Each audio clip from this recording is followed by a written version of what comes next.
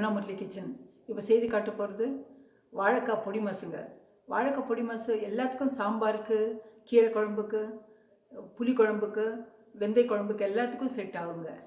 ஆனால் குருமாவுக்கு இந்த பட்டை கிராம்பு போடுறது குழம்புக்கெல்லாம் ஆகாது. அது தொட்டுக்கிறதுக்கு தான். அதனால் இப்போ செய்து காட்டுறேங்க, எப்படி செய்யுதுன்னு சொல்லிட்டு செய்து காட்டுறேன். இப்போ வாழைக்காய் பொடி மாசு பண்ணுறதுக்கு 2 வாழைக்காவை இது சும்மா கழுவிட்டு இதில் வச்சுருக்கேங்க, இட்லி பானையில் தட்டு மேலே வச்சுருக்கேன். உள்ளுக்குள்ளே தண்ணி ஊற்றிருக்கேன். நான் சும்மா கொஞ்சமாக தண்ணி ஊற்றிருக்கேன், ஒரு 2 டம்ளர். அதுக்கு மேலே ஒரு தட்டு வச்சு வாழைக்காய் வச்சுருக்கேன். இது மூடி வச்சிடலாங்க. இது வேகட்டுங்க. வெந்த பிறகு உங்களுக்கு தாளிக்கிறது காட்டுறேன் நான். இப்போ வெந்திருக்க பார்க்கலாங்க. வாழைக்காய் பாருங்கள், நல்லா வெந்திருக்கு. கொஞ்சம் சாஃப்டாக இருக்குது பாருங்கள். இது கொஞ்சம் ஆறின பிறகு மேலே இருக்க தோலை விரிச்சிட்டு உள்ளுக்குள்ள இருக்கிறத போட்டு கொஞ்சம் ஸ்மாஷ் பண்ணிக்கலாங்க. இதில் இந்த உருளைக்கிழங்கு ஸ்மாஷ் பண்ணுறதில் ஸ்மாஷ் பண்ணிக்கலாம். இதில் போட்டு ஸ்மாஷ் பண்ணிக்கலாங்க. இது கொஞ்சம் ஆறின பிறகு, உருளைக்கிழங்கு ஆறின பிறகு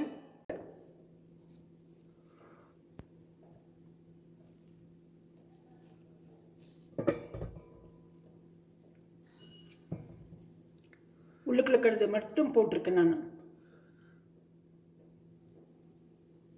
இப்போ இதை ஸ்மாஷ் பண்ணிடலாங்க. இப்போ இந்த கரண்டி வச்சு ஸ்மாஷ் பண்ணிடலாங்க.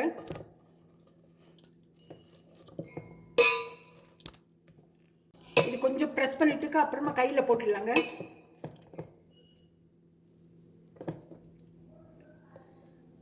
செய்துட்டே இருந்தாக்க உங்களுக்கு நல்லா வந்துடுங்க சமையல் வேலை. இது கொஞ்சம் நல்லா ஆறின பிறகு செய்யணுங்க, அப்போ தான் நல்லாயிருக்கும். தூள் உப்பு போடலாங்க. இனி கொஞ்சம் தூள் உப்பு போட்டுடலாங்க.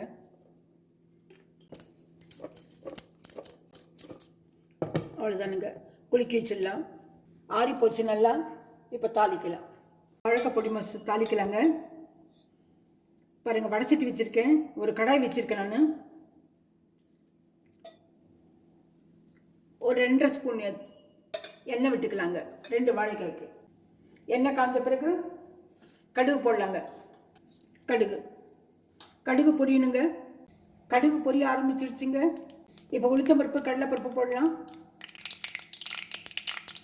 உளுத்தம்பருப்பு 1/2 ஸ்பூனு, கடலைப்பருப்பு 1/2 ஸ்பூன் போடுறேங்க.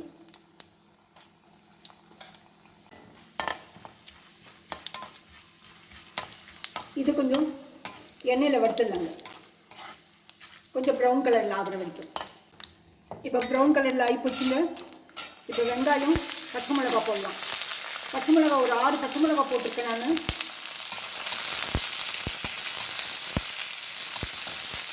வெங்காயத்தை கூட போட்டிருக்கேன் நான். வெங்காயம் 2 வெங்காயம். பெரிய வெங்காயம், சின்ன வெங்காயம் எது இருந்தாலும் கட் பண்ணி போட்டுக்கோங்க. எது இருக்கோ அதை வச்சு சமையல் செய்யலாங்க.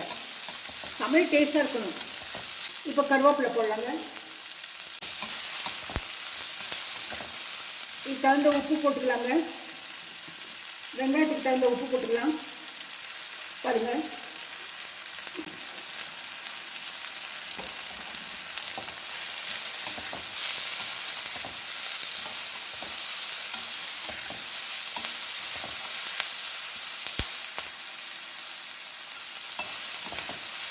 மஞ்சள் தூள் கொஞ்சம் போட்டுக்கலாங்க. ஃப்ளேம் கொஞ்சம் கம்மி வச்சுக்கலாங்க. இப்போ பாருங்கள், நல்லா வறுத்துட்டோம். நல்லா வதக்கி எடுத்துக்கணுங்க. இப்போ இந்த வாழைக்காய் போடலாங்க.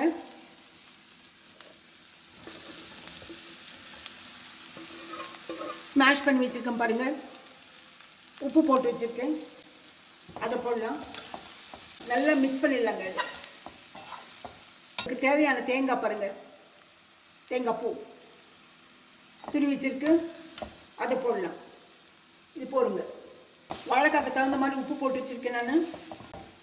இதை நல்லா மிக்ஸ் பண்ணி விட்டுட்டாக்கா போருங்க. நம்ம போர் அடிக்கும் போது வாழைக்காவை மாற்றி வேறு மாதிரி செய்து சாப்பிட்லாம், நல்லா இருக்கும். போருங்க.